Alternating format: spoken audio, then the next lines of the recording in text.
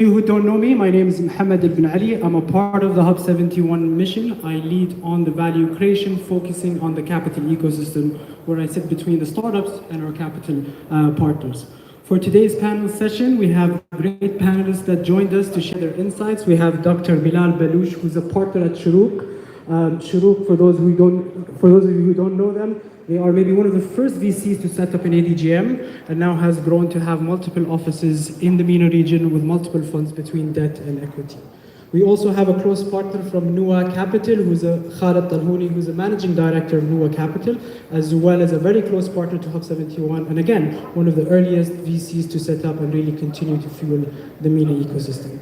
Thank you both for making the time to join us at Abu Dhabi Finance Week. I'd like to have it an open discussion. Really, I'll go back and forth between you and Khalid to really understand your perspective as investors when you're looking at valuations and exits. But before we start with the topic, maybe we can spend a few minutes with an intro on the great work and what you guys do at Shuruk and Nua Capital. So maybe Dr. Bilal, you can start off with you. Yeah, thank you so much. It's a real pleasure to be here, and what a wonderful few days. Abu Dhabi Finance Week was the first conference that I attended last year when I first moved here. I see it more as a festival of ideas, and that's clearly been evident in the different sessions that we've had in the last 24 hours.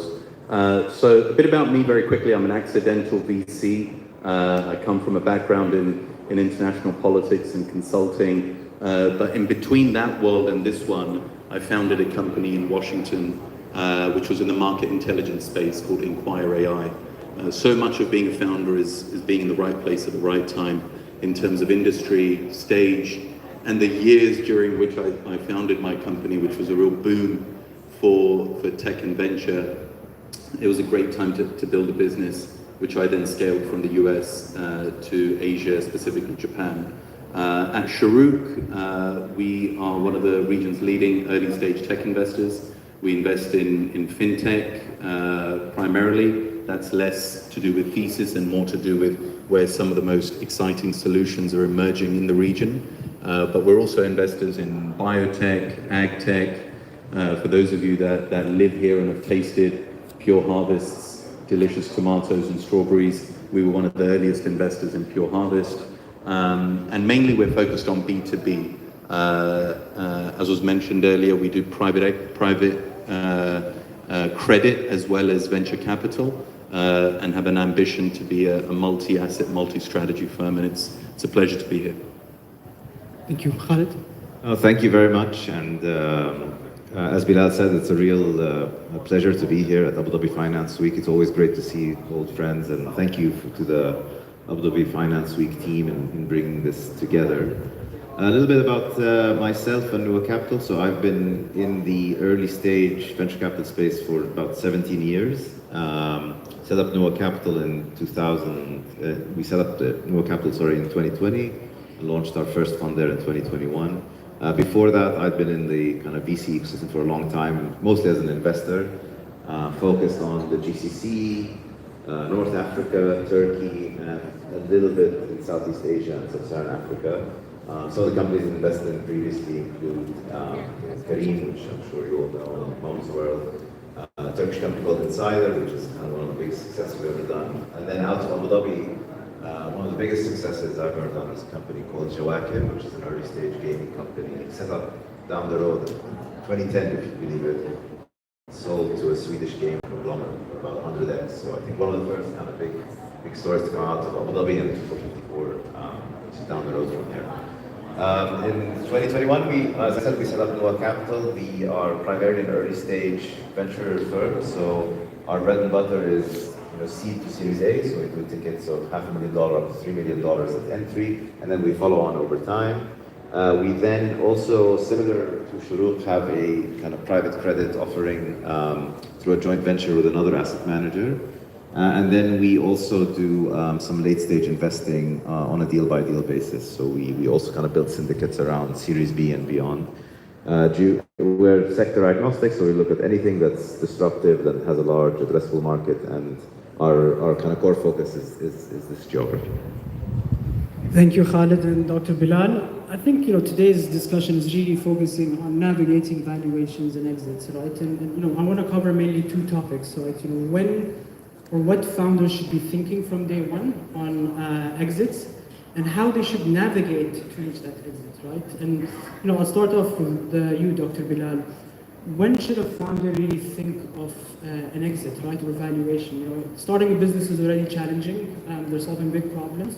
When should they think about it? From day one, or when does that come into place?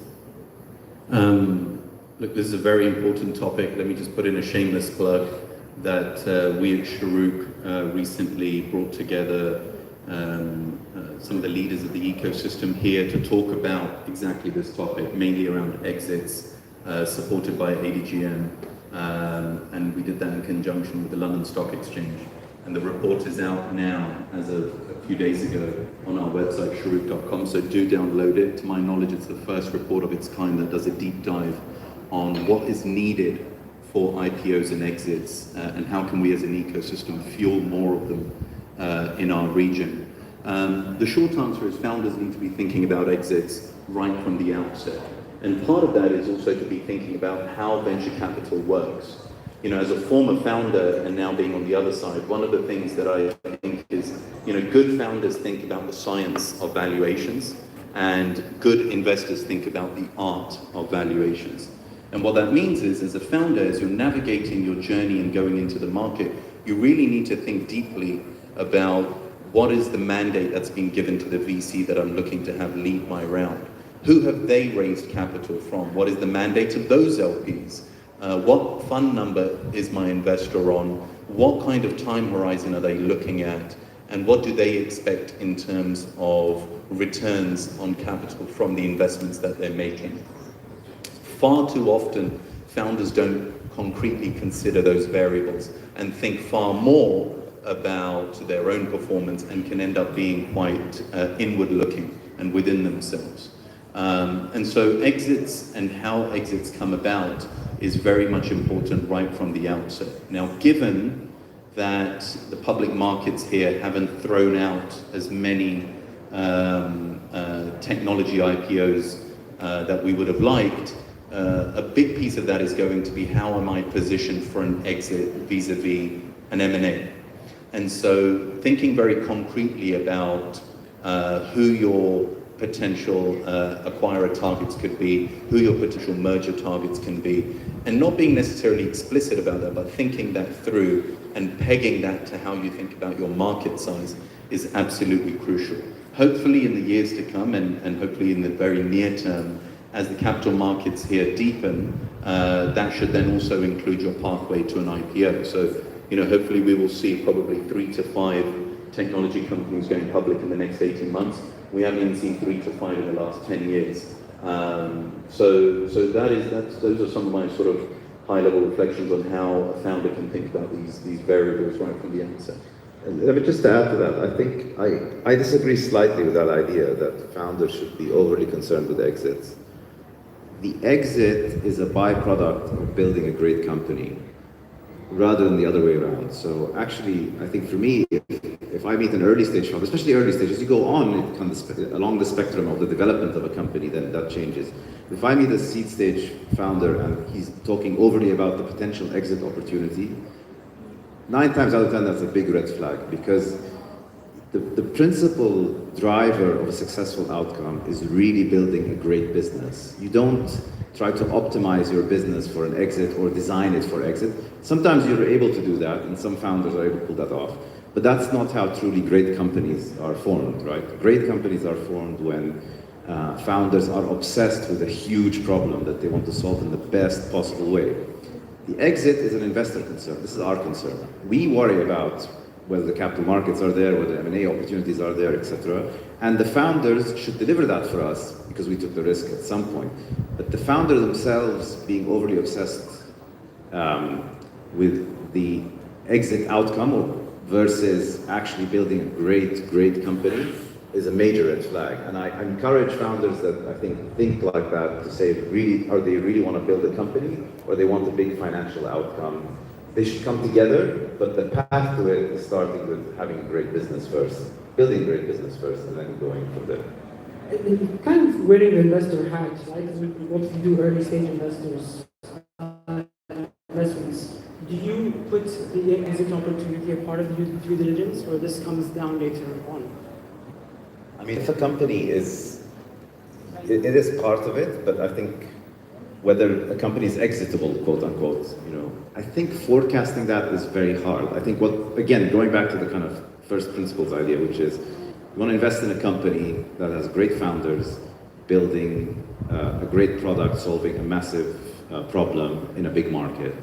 And then the exit will come. So to give you an example from my kind of history. So like when we invested in Careem years ago, there was no exit opportunity. If we due diligence, actually, I remember the investment committee meeting well, and I can show you my IC memo. We said, can we invest in Careem? And the number, we had external IC members, non-team members. And I'm like, who's going to buy this? Where are you going to list this? What are you going to do with it? But the fact that the business was growing so quickly with a fantastic team, I think spoke to the fact that if you build a great business, the liquidity will come. Especially in markets like ours that are nascent and underdeveloped, where if you take a moment in time today and you try to say, what is the exit opportunity going to be in 7 years? The nature of our economies generally are so in flux and so on a kind of evolutionary trajectory. I think it's impossible to kind of forecast that well. I think the principal element, back to the question 4, is build great businesses, ultimately profitable businesses, and there's always going to be a buyer or an exit path for a great company, always. It kind of brings me into the second discussion, right? Valuations. A lot of founders today think the higher valuation they get, the better success they might have, right? What are your thoughts on this? How can you support founders on having more realistic valuations that support their kind of growth as well? Yeah, so look, I think a founder is trying to optimize for dilution, how their business is viewed and valued, and it's something that's not just a business decision, it's also something that's very personal for them as well. I think it would be quite worrisome if a founder was focused purely on moonshot valuations without rooting it in a specific rationale or logic. And that's where, to my point earlier, understanding how a venture capital investor thinks about the market, about returns on capital, how their LPs are mandated to think about these issues as well, is important for how the founder is able to articulate that message. Of course, there are structural variables there as well around the potential of their market, what other case studies have looked like in their market. So to the Careem example, you had the small matter of Uber also existing around the world, Halo doing very well around the world, in London specifically, and other examples as well. So, there's more to it than just, what your own performance looks like. If a founder is just focused on valuation alone, just as a matter of form, no, of course not, because it has to be a matter of negotiation as well. But the entry point on trying to optimize on valuation by virtue of trying to minimize dilutory effects now and in the future, as an intention, that I understand that, right? I built a company myself. It's something that you feel very deeply and personally, but the other side gets a vote. And so it has to be a matter of negotiation. And so I wouldn't call it a red flag. I think there's very few sort of very stringent red flags. It's a matter of negotiation, but it's certainly an amber flag if a founder is not willing to budge, and they certainly don't have a rationale for how they're interacting with the investor. Yeah, I think I agree fully with what Bilal is saying. I think the valuation is a very, very imperfect analog for success. So, I caution a lot of founders from kind of falling into that trap of saying, if I optimize or maximize rather my valuation, then that is a leading indicator of the success of my business. And that's not always the case, because ultimately, the price of equity of your firm, your valuation, is just a function of supply and demand. If there's a lot of capital in the market, right, then it's low. If there's a lot of demand for your stock, then obviously it goes up. But I think the caution here is, within the context of your fundraising journey and your capital requirements of the long term, it can actually be quite destructive to push the valuation beyond what is kind of necessary.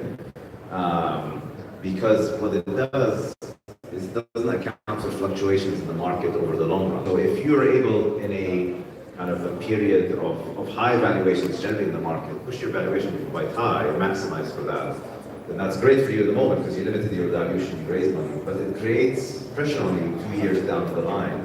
If the market is less frothy, then suddenly you're on the wrong side of that trade. And if you haven't grown into your valuation and exceeded it, then you start, for your next fundraise, you're put in a very, very precarious position with respect to raising the next one. Because if you're underwater, investors will run a mile. They don't want to deal with a company that's not lived up to its valuation expectation. It's too messy to do a down round. People do it, but it just creates pressure that you don't need.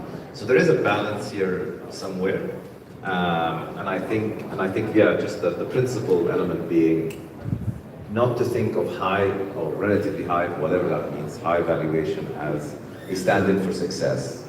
There are many, many businesses here globally, and everybody knows their stories, that you raise at high valuations, but that doesn't mean ultimate success. Success is building a great business that ultimately is profitable, that delivers a lot of value to your stakeholders, customers, and shareholders. I think a lot of founders, don't differentiate between valuations and profit, right? A healthy cash flow is much important than just running and going for that high valuation. Maybe to the second point, it's more on, there's in the region, in the MENA region, there's a lot of incentives, programs, rebates that a lot of these startups can get. Do you think it affects their valuation as they get these rebates and incentives? Is it on the good side and bad side? Do you, as investors, promote your portfolio companies to access, either Hub 71, the investment office rebates? There's a lot of programs happening.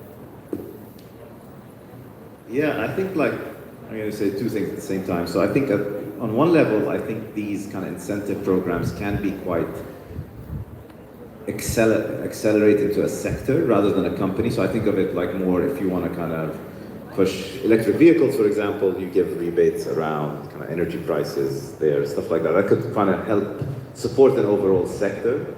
And those can be very, very effective if structured the right way. So they have this impact of being an accelerant on a sector or kind of an industry as a whole. I worry a little bit about companies that, responding naturally to an incentive, contort themselves sort of very unnaturally just to get the incentive, because companies that do that kind of just try to do anything just to get the incentive probably is not a great company to begin with. So if the incentive is incidental to the journey of the business and is mostly just kind of like 5-10% move on the performance of the business, then that's fine. That's great, actually. But it's very easy for companies just to pursue an incentive just to kind of get the cash, and that's a very worrying sign when companies go in that direction. And you see this all over the world, and it's a bit of a balancing act. Like, how do you kind of advise companies to make use of these sort of accelerants in a positive way without becoming overly reliant on them? Valuation-wise, any company that is heavily reliant on incentives, whereas a good chunk of their OPEX, for example, is reliant on a single point of incentive, that's a red flag. So we would be worried about that. But if it's incidental, like I said, and just merely incremental, then I think that would be a net positive generally. Yeah, and just to speak to the other side of this, because what Khalid said I think is pretty spot on. The availability of these incentives, I think, is fantastic for the startups, and hopefully there should be more and more, so that contortion doesn't need to happen. So we're seeing more and more, for example, incentives for companies that are in the biotech space now, right? Being able to get access to labs, being able to get access to grants, being able to get access to collaboration opportunities with state-run entities. I think this is all really valuable because it's the equivalent of speeding up your go-to-market for a biotech company who, unless they're a platform, it can take a long time to get those opportunities. So from a supply side, Hub 71 being another one, the availability of these incentives is it's an important marker for the deepening of the ecosystem. I mean, just to add kind of to that, it's like where you see incentives and these types of programs working very well is when they are addressing a core market failure to kind of fix the problem. So the labs example is a great one. If there are no kind of infrastructure in the form of biotech labs available, soft loans or kind of incentives to get those going, enable a wider ecosystem. The ones where I'm always slightly cautious about is when they're super targeted on a company, like underwriting OPEX. And that can work, and I've seen great examples of that working, but a lot of the times it has a distortionary effect rather than a net positive effect. Yeah, we had a similar experience, right, as Hub 71 when we launched. Initially, it's all about packaging it the right way and the right sum. You don't want the founders of a startup to feel too comfortable on incentives and being too slow compared to having the right incentives, the right milestones to achieve. Dr. Bilal, I want to come to you. I think it's more on comparing, the US market. You lived in the US for quite a while, and now in the MENA ecosystem. How do you compare the two, especially with the US being a hot market, especially for exits, right, an IPO? How are you seeing the MENA or the UAE kind of compare to the US? Yeah. So I think, Khalid mentioned earlier, when you meet an early stage founder, if they dive too deeply into talking about, well, here's how we're going to get sold 7, 8, 9, 10 years from now, as an investor, you think, well, why are you even focused on that right now, right? Focus on your business, build your business. I think that's one of the big areas that separates out the US market from here. While the narrative of hearing that from your founder is probably not something you want to hear outright immediately, but the reality is in the US, the variable of exit opportunities is a constant. They're there, right? You could be bought out by a regional company and competitor. It doesn't even have to be a household name. I sold half my company to a Japanese conglomerate because the US market is attracting constantly companies that want to tap into its innovation. There are capital markets vis-a-vis the known entities like the NASDAQs as well, but there are also nano markets, micro markets that you can go and float on. There was the SPAC opportunities, although they have a patchy history. There are so many ways to quote unquote exit your enterprise and create liquidity for yourself, for your talent, for your people, for your investors, that you can explain away that part. And so when I was building my company, I wasn't really focused on exits. I was doing what Khalid said. I was focused on trying to solve a puzzle, build the business to the best of my ability and those of my co-founders, and win, right? Because the odds are stacked against you no matter where you build a startup. I think here, founders do need to be a bit more acute. They need to be acute to not just exits and valuations, but they also need to understand the regulatory environment in which they function. I think 40% of our portfolio is in fintech. I expect my founders, with our help, but also independently, to firmly have a handle on what does the regulatory environment look like in this market that they might be in tomorrow if they want to go into Egypt or Saudi Arabia. What does it look like for payments? What does it look like for integration with banks? What does open banking look like, etc. I expect them to have a firm grasp, again, independently with us, etc., with the ecosystem, on their competitive environment. Who else is doing what they're doing? Not to suggest that it's a zero sum, because we've seen in many different industries now, there's mushrooming of prop tech companies, mushrooming of expense management companies, etc. But you have to have a much more acute understanding of that than you would say, for example, in the US, because I can win as a regional player or even a state level player. I don't have to be pan-US. So these are some of the sort of more tactical elements as it relates to exits. I think that's going to change it.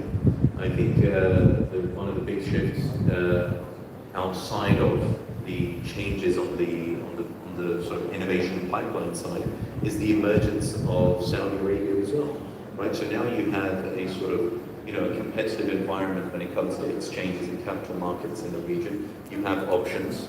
I hope the exchanges can come together and rationalize some of the norms and laws around their exchanges so that companies can navigate it better, and perhaps one day even dual list, which would be great.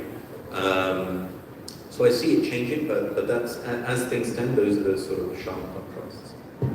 Yeah, I think these are the incentives we're working on, right? How can we create incentives to support potentially high growth entities to tap into the IPO market and ease up the process for them? Khalid, I want to ask you on your side, right? And we mentioned this a bit earlier on due diligence, right? From an investor's perspective, how does due diligence play in valuations and exits, right? How deep do fund managers go into it as they're investing into startups, either from an early stage, or when do investors really look at exits and valuations? No, awesome question. So I think for us, it is a spectrum. So the earlier the company, on the kind of on its kind of development scale, so pre-seed company, for example, the less the valuation matters if it's within the general bound. So let's say, I'm just throwing out numbers. So let's say seed companies, pre-seed companies, very early, anywhere from 5 million to 50 million, or 20 million even, or as low as 3 million. It's not going to matter much because what you're underwriting for is possibly a 100x outcome from there, or a 50x outcome from there. So if you're off on that first check by 10, 20, 30, 40% on the entry value, even 50% on the entry valuation, you have a lot more latitude to be wrong, let's say, right? As the company evolves, and as you're looking at a company that's more developed, so like at Series A, then that window of latitude is closing, right? Like it starts kind of narrowing and narrowing and narrowing. So by the time you're at like a Series B company, or a Series C, especially in the region, if you're in a Series B company, you're looking at something in the $100 to $200 million range. Then you're saying from there on out, realistically, what is the possible exit outcome? Because if I'm wrong by 30%, I could end up in a situation where I'm underwater. Actually, I did everything right. I picked the right company, I invested in the right business, but actually the exit didn't live up to what it didn't work for my underwriting. Great example of this is the last round of Souq.com, for example. The last investors picked the right company, etc., and they just mostly made their money back. So even though like they picked the right company in the region. So I think that's because it's the late stage. So stage really matters when it comes to looking at the entry point. The other really important thing is we obsess about the entry point, but actually we should be thinking about the exit. So valuation, to demystify it, is really just accounting for the potential size of the exit outcome and risk adjusting that and working that backwards. That's all you're kind of really doing. So the number at the forefront is not that meaningful. What matters is if things go well, can this give me 10x from here, 20x? Is it possible? If so, at 500 million, no problem, right? If it can give me 20x from there, what's the problem? It's really assessing that potential that matters, not so much today. Even though as human beings, I think it's hard for us to internalize that. Even though I'm saying that now, but actually in the moment when we're looking at companies, it's very hard to kind of revert back to that type of thinking. Because you're kind of ascribing a value in the future that's far away based on today's data, and that's very hard to sort of conceptualize. I mean, kind of our brains have not evolved to think like that. They've actually evolved to think in the moment, right? Yeah, thank you for that. Sadly, we're running out of time. We'd love to continue this discussion, but hopefully next time. That's it for us today. Thank you, Khalid. Thank you, Dr. Bilal, for joining us today at Dhabi Finance Week. Great to hear the continued success and growth at Shuruq and Lower Capital. Thank you all for joining us today at Dhabi Finance Week. Thank you. Thank you very much, Mohammed, Khalid, and Bilal, for this conversation. We're going to take a quick group photo.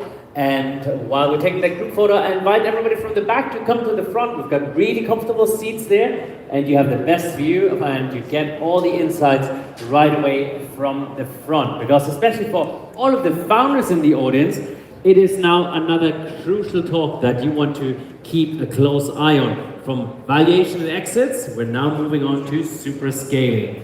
But first, once we've done the photo, give another round of applause to our panel. Thank you. Thank you very much for this wonderful discussion. Appreciate it. Now we are moving on to our next session, making the next big move. And we're diving right into the strategies that you need behind rapid growth and scaling up. This session is moderated by Tram An Nguyen, who we already had here on stage yesterday. She's the co-founder of the Center for Finance Technology and Entrepreneurship. They are based in the UK, Singapore, and also here in the UAE, in Abu Dhabi at ADFW. And they really set up Future Skills Forum. And they set up the Future Skills Forum in the UAE to tackle empowering the workforce at the government and also at organizational level. And tomorrow they're celebrating also a book launch. This book right here that is written by the co-founder, and also Traman is present in that book, is soon available in the bookstores, and definitely the AIification of jobs is what you should be looking at. So definitely a must read that you soon can have on your bookshelf. And the panel that she's going to have a conversation about super scaling is Omer Ansari, the CEO and co-founder of Abi, Ahmed Chuka, the founder of Flapcap, and we have Jason Hooks, the Director and Senior Executive Officer of eToro Middle East. Please give them a warm welcome. Thank you. Great to have you. Thank you so much, Flo. It's very kind of you to share about the book, and welcome everyone. It's a great pleasure and honor to be here this afternoon with all of you. And it's a very special topic, and the topic we'll be discussing, it's very ambitious, and very ambitious company grapples with the art and science of super scaling. Scaling is not just about growth. It's about growth in a smart way, efficiently, and sustainability, with navigating challenges such as regional expansion, team scaling, and capital management. And I'm very honored to welcome three incredible, exceptional leaders this afternoon who have successfully navigated these challenges and have defined what scaling means in their respective domain. So I have the honor to welcome Omer Ansari, CEO and co-founder of Abi, Hamad Kocha, who is founder of Flapcap, and Jason Hooks, who is the Senior Executive Officer of eToro Middle East. And so to start my question, what I'd love to talk about is, of course, about scaling. And scaling is challenging, but it's essential. And to each of you, in 1-2 minutes, if you could tell us what's the single most effective strategy that has driven your growth, and perhaps mentioning about your journey and your company. And I'll start with you, Omer. If you could start, telling about your journey, and in the one line, the single most effective strategy that has driven your growth. Thank you. Thank you. What I'd say is, what I tell the team is, strategy is useless. It's all about execution. Anyone who sits in anyone who says let's whiteboard something, they're immediately fired from the company, because the point is that when you are building something, trying to build something at scale and in a fast manner, it's all about execution, because that's where you learn, that's where you iterate, and that's where you're able to then change what's required for you to be able to then go back out and actually build again. So for us, that's our big focus. Our focus is not focusing on any strategy and just saying this is where we want to be, and how do we best get to that goal by going and making mistakes and then making those mistakes into successes after. So that's kind of our focus. Thanks a lot, and welcome, Kocha. Fully agree with what Omer said here. Maybe I will add also something really important about scaling is when to scale. You scale prematurely and the company explodes. You take more than the time you should take, and it loses momentum. So identifying that you have a product, you have some customers that like it. These customers seem to be replicatable. There are lookalikes, you can go and acquire them, and the unit economics, it makes sense. I think this would be the most important time to think, let's scale. Because otherwise, if you're scaling something aggressively that is not yet proven, failure will be essentially inevitable in a way. So execution, timing.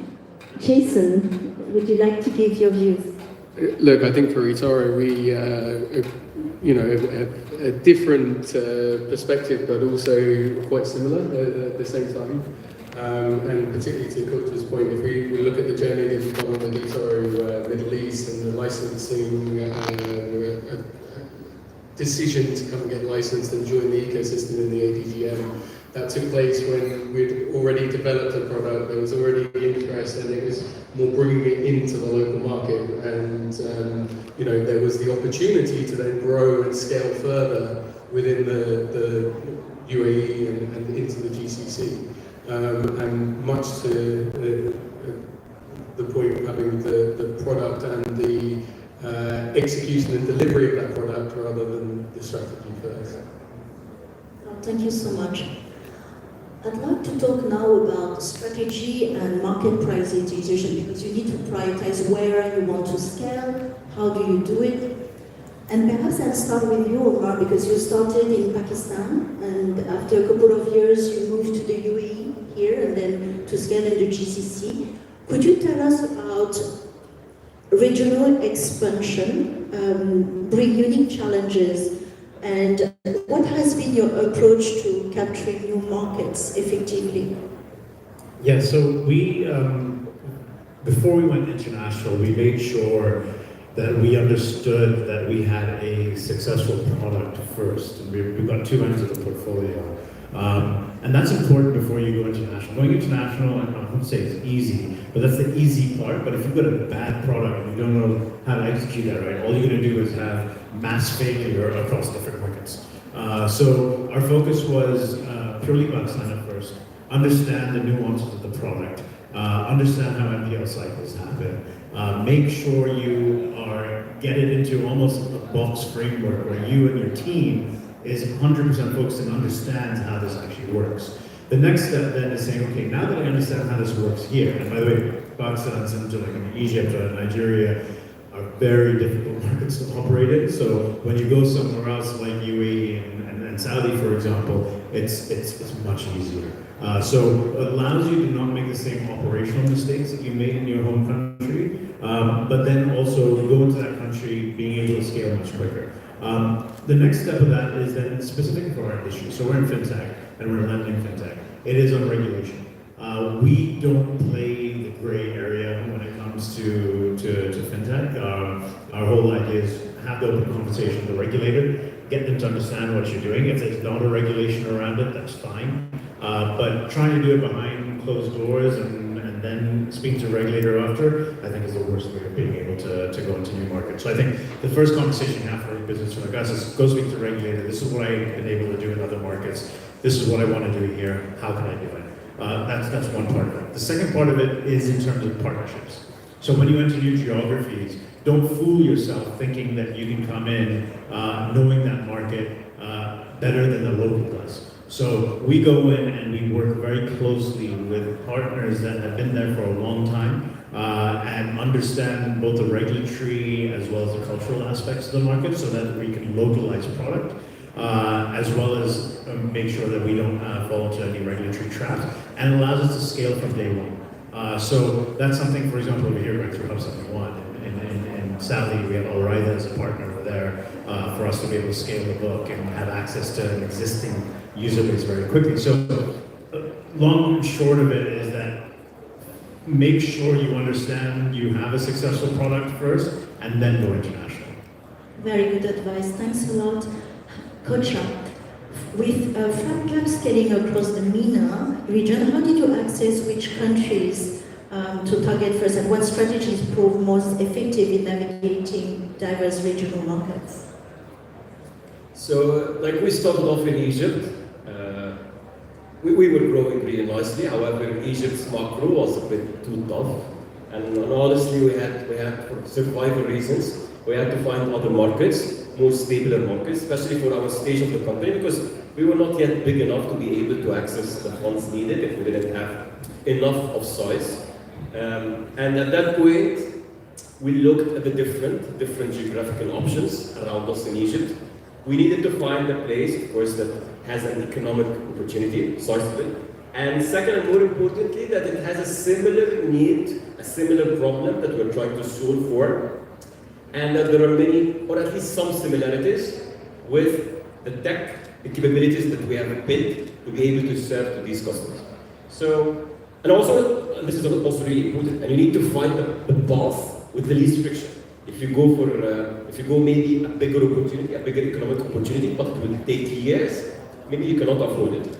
So we kept trying to triangulate here, and we got lucky to find that here in the UAE there is a real opportunity. The customers, that the problems we were solving in Egypt are very similar here. Adding to it, as Omer has mentioned, the market here is also mature in many aspects, which adds advantages to our product and makes our lives easier in many ways. Well, thanks a lot. It's really insightful. Jason, you have a totally different also story and perhaps journey. Could you share about the journey of eToro, and now you are the country head of UAE and MENA? Look, I think to Omar's point in terms of regulation, that is very important for us as a global financial platform. We engage with our regulators in all the jurisdictions, and so taking the decision to come into the UAE was looking at the regulatory frameworks that were in place, engagement with the regulator, understanding the relationships that you can build, and we're obviously here at ADGM today, so saying that the FSRA is quite an engaging regulator that believes in supervision by engagement, which is something that we like to see across all the jurisdictions we operate in. So for us, that ability to have regular meetings, connections, discussions, not just with the regulator, but others within the community and others in the ecosystem is really important. No, I agree. I think we're really lucky to have a very proactive and forward-thinking regulator in Abu Dhabi who helps, to grow and to expand, enabling, all the fintech companies to really do well, so which is really good. And do you have any, if we talk about this area, about navigating regulation and operational hurdles, what's been your journey in terms of entering new markets? What is very unique about the Abu Dhabi regulation, the UAE regulation, compared to perhaps other countries? Yeah, so depending on the market, it's completely different. And what I will say is, this is where the partnership aspect is very important when you go into these different places, because you want to work with someone who has a friendly relationship with the regulator. It allows you to have that open conversation to understand whether this is considered completely intolerable, or it's something that they're open to working with you on when it comes to drafting regulation after you go through a certain process. So we found, for example, again, here with audio and V16, the ability to go and speak to ADGM and get the right licenses in place was instrumental for that. And in Pakistan as well, I mean, we, because of the local VCs we had in the cap table, we were able to go, and now we have a full-fledged bank in the country. So we're a fully digital bank over there, and that wasn't an easy process, but it was easier because of the right stakeholders that allowed us to have a friendly meeting with the regulator. Same thing in Saudi. So I think the regulators are very similar across the different regions, but the conversation is very different when you come in with a friendly face as opposed to trying to attack in a different way. I agree. I'll move to capital management and financial sustainability, and everybody wants to talk about, when you raise money and when you're stuck at the scaling phase, how do you manage funding? And I'll perhaps start with you, Kocha. Yeah, great question. We learned it the hard way. When to raise money, when you don't need money. Whenever you're in real need for the money, it doesn't come. You need to be building a relationship or ships as earlier as possible. Of course, it has been a bit tough in the raising environment of the last few years. Luckily, it is getting a little bit better. The appetite is getting there, not as it used to be, but at least there is some appetite here. And one of the key learnings for us in the past raise was sometimes founders can be counterproductively over-optimizing. Right? You can find the right investor, there seems to be great fit between what you're building and what they are looking for, the thesis, and then you get too hung up on specific things, maybe the valuation. Even though there are so many other aspects that you can think of and unlock value from, but some founders get stuck in this, the process gets super delayed, some momentum is lost in building the company, and it becomes, at the end, net negative.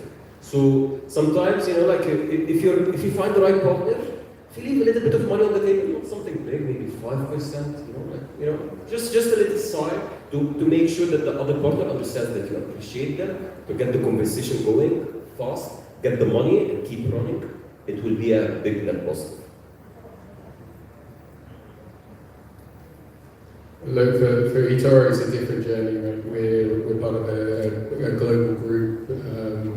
The entities themselves still have to go through the same processes of putting forward their plans and budgets and making sure that we're not just spending money for the sake of spending money. But it's a different process for us because we're funded by our bigger brother. I think, again, because we started in Pakistan, and background-wise, I used to cover emerging markets on the investment side for a long time. Liquidity cycles in these markets can be short. So you have to take advantage of them when they're there. Take in as much capital as you can, just don't spend it. So we, for example, when the world was a beautiful place in 2021, we raised a significant amount of capital, but we became profitable within 6 months of our launch, and we didn't spend any of that money. And what that allowed us to do, so the secret of building a large company in emerging markets is just staying alive. And so if you come out the other side of a macro headwind, and someone else, even if they have better products, etc., but they've just been fiscally imprudent, they'll automatically disappear. So just stay alive. That's the goal. So don't spend. Thank you so much. I'd like to now move my question to technology. Technology as a catalyst for growth and discussing the role of technology and innovation to scale. And this question is to all of you. Technology is at the heart of innovation, and how has it enabled your company to scale efficiently, and what role does it play in streamlining operation or reaching more customers? So, maybe in our side, the B2B side, unfortunately, there's so much fluff around the role of technology. So many optics here. Sometimes companies claim that they have technology, its value is close to zero. Sometimes it's negative, and we have been very mindful from the beginning not to self-deceive ourselves. And the way we look at it is to ask ourselves, in dollar value, what is our tech advantage? Okay, so we're trying to do something, for instance, a legacy bank is doing, okay? We look at the process. We ask, okay, how many people work there? How many man-hours? What does this cost? And compare it to our process with the use of the technology that we have been building. If there is no delta of at least 15 to 20%, then we don't have a tech advantage, okay? So this is one key metric that we keep a close eye on. Another metric we also look at is why scaling? Is the scale and number of the employees, the team size is going with the same pace of that of the revenue? We take insane pride that the company has more than 10x, while our team has only 2x. This is where we feel, okay, we need to have a tech advantage here. Because again, the operations are getting more streamlined. What has been taking maybe 10 hours last year, now it's taking 5 hours or 4 hours. And this is where the real advantage, the real edge comes in. Dollar value. Not fluff, not big words, dollar value. Thanks a lot, Coach. Look, Please. I was going to look at it more from eToro's global perspective, where we have millions of clients around the globe, and trying to service those to a high standard, keeping a good client experience, keeping them engaged, keeping them coming back to our product offering rather than going to one of many competitors is hugely important to us. So, trying to understand, put yourselves in the position of the client, being client-centric, and developing solutions that are better for them. So not just what you like or what sounds good from a soundbite perspective, but implementing real change and creating a good client experience. That's very much at the focus of what we do with technology. Thanks, Omar. Your views on technology. What are your tools? What kind of technology are you using to actually grow or to innovate? Yeah, so I think both aspects are important. So metrics are the key aspect to know that technology is enabling your business. And the two metrics we follow very closely are revenue to employee. So revenue per employee, if you look at Chime versus JP Morgan, for example, the revenue per employee is astronomically higher at Chime versus JP Morgan. And that's because of technology enablement, lack of branch network, for example. So that's something, again, we follow very closely. And we have actually a smaller team than we did at our peak and have a much higher revenue today than we did back then. So that's one thing that we're very closely monitoring. The second aspect, which is very important, and if you look at this at mass scale, so you look at Nubank versus a Bradesco, for example, the cost-income ratio of the bank is what tells you that technology is playing a key role. A Bradesco will have a cost-income ratio of north of 55 to 60%, and a Nubank will be close to 30%, for example. And so for us, that's something we focus on dramatically. Where is the operating leverage of your business? If you have to consistently increase costs to be able to increase your top line and income, then you're in the wrong business. You're not a technology-enabled business, which is fine, but don't kid yourself. So these are metrics we follow to make sure that we are constantly adopting and improving our technology for us to be able to increase our top line. Thanks a lot. So we talked about capital management, we talked about timing, we talked about technology. Being in education, I have to ask you the question about people, about talent. So this year at the DOE, we did a Future Skills Forum where we invited growth startups like yourself, talking about talent and skills.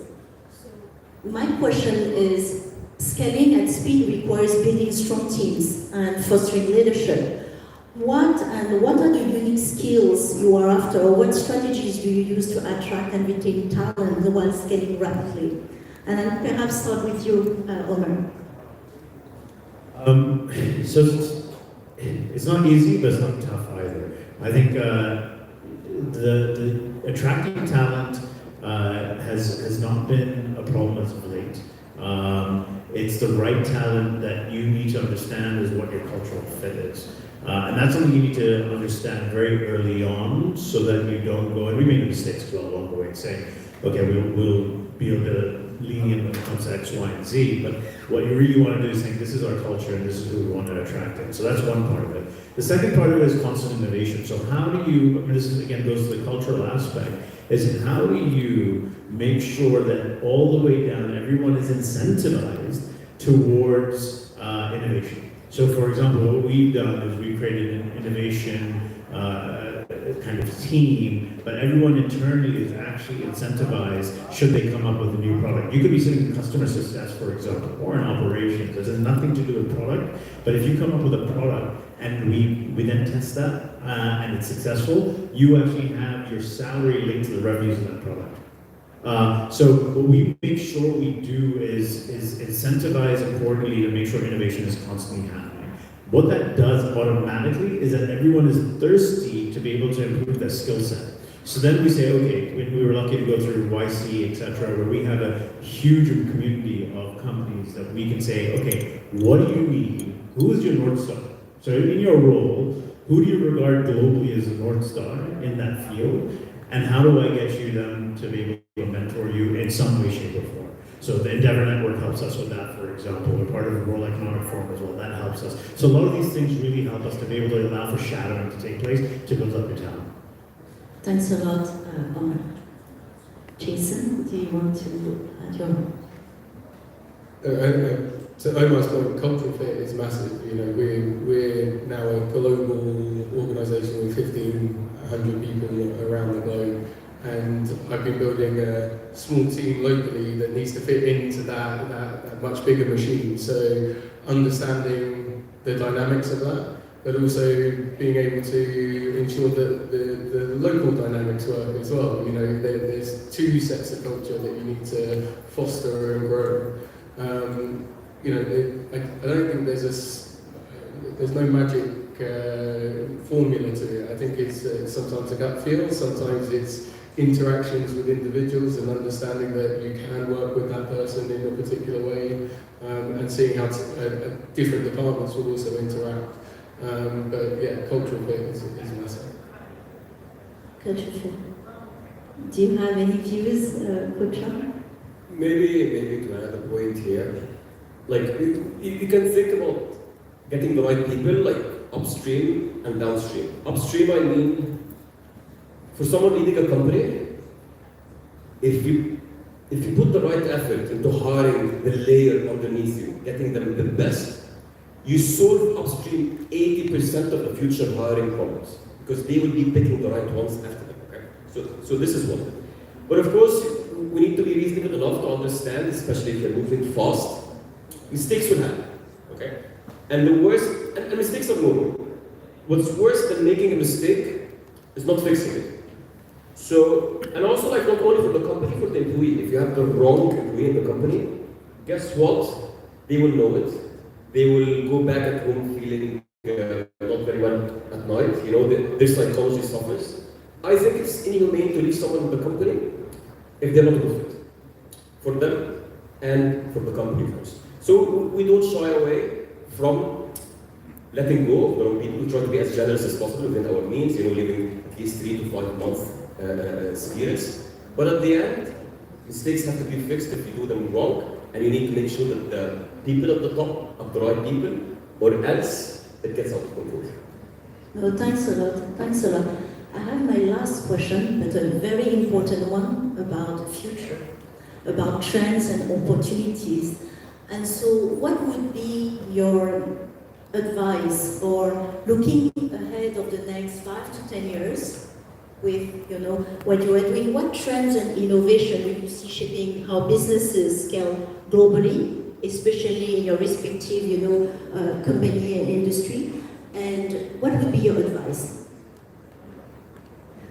So one thing we're working on right now is how would I disrupt myself is kind of the focus. So we have a view, and I have a view personally, that the next level of disruption for us will be blockchain and crypto. So how do we take advantage of that so that we don't become obsolete? So what we're already doing is our entire infrastructure is being transferred onto a blockchain, but more so, and that's a very broad statement to make, but the more important aspect of that is for our funding book. So if you think about it right now, our banking 1.0, 2.0, 3.0 at this point in time is essentially still under local regulation for you to be able to take deposits locally, for you to fund your book, to be able to lend on. My view is going forward, the global user becomes your deposit-taking capability. And so what we're doing is creating blockchain that allows us to then be able to tokenize each of our loans.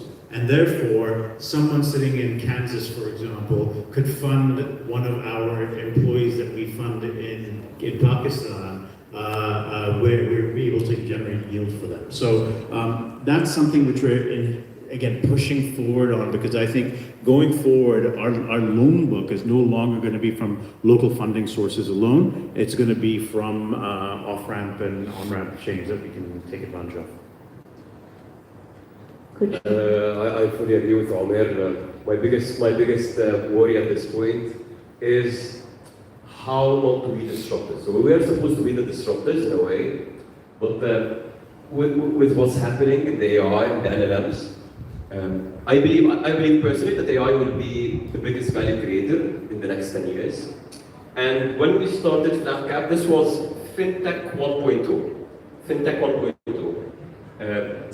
FinTech 2.0 will not be asking how AI can drive operational efficiency in my company. It will be asking how can AI and LLMs reinvent lending and financing in general. So what I'm trying to solve for, and what I'm trying to solve for at this point, is if I'm starting flat cap today from scratch, what would be different? Given the technology and the evolution in AI. Tough thing to handle because you have the tension, you need to grow, you cannot afford taking a lot of time to think and disrupt.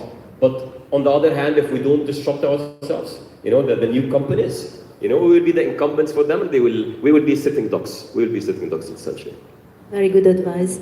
Jason, what's your view? Look, I think we have to congratulate ourselves for only mentioning AI in the last answer to the final question. For us, we just did an AI hackathon in our headquarters, and there is a huge focus on that across the fintech landscape at the moment.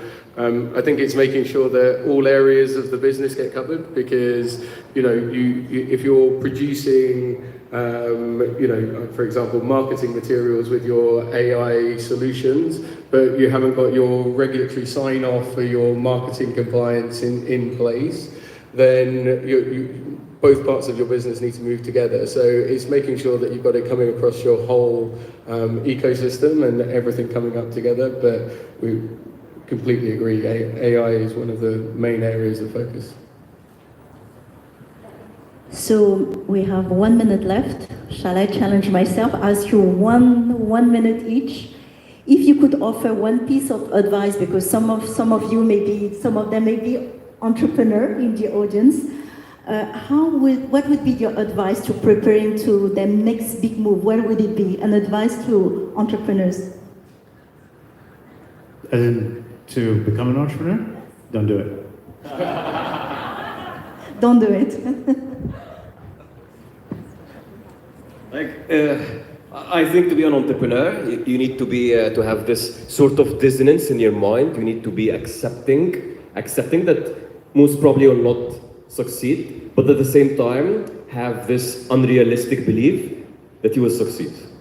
Yeah. Good luck. I'm not one, so I can't give any advice.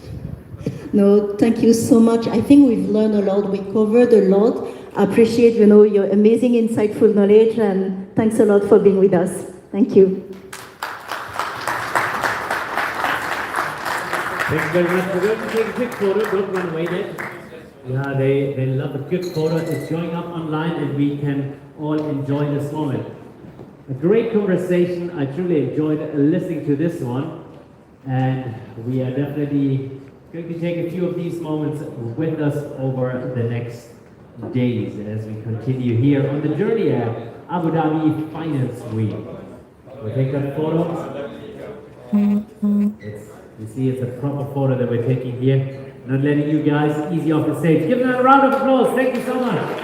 What a fantastic conversation. Much appreciated. And also, thank you to you for hosting this session. And don't forget, you need to check out her book launch of the Institute.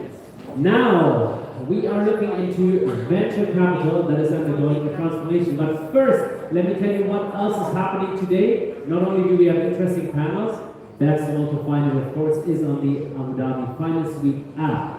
But also outside is where you have the venture park, all the startups. Who's been in the venture park? Who's checked out? Oh, only 10%, so the rest we invite you to come here. There's also food stands, there's a lot of entertainment there, and of course all of our startups are there, so you want to definitely stop by there. And at 2:40, we have here the fundraising roadshow happening. So you want to really make sure that you don't miss out on the Hub 71's fundraising roadshow, where we have 17 startups from cohort 14 and 15 pitching their solutions, pitching their business models to our investors, and it's truly always an inspiring, very energetic and dynamic moment that you should mark in your agenda. Now, with that being said, let me talk to you about venture capital. Put out the old, in with the new. It's a fresh approach to venture capital, and that's what we're going to discuss. And what is going to be that future? What is the future going to look like? We're going to find that out from new sources of capital, the impact of AI, we already heard quite a bit about it, and of course taking a deep dive into the world of what's next in venture capital. And this session is moderated by one of the trailblazers in the industry. We have Bilal Barwal, a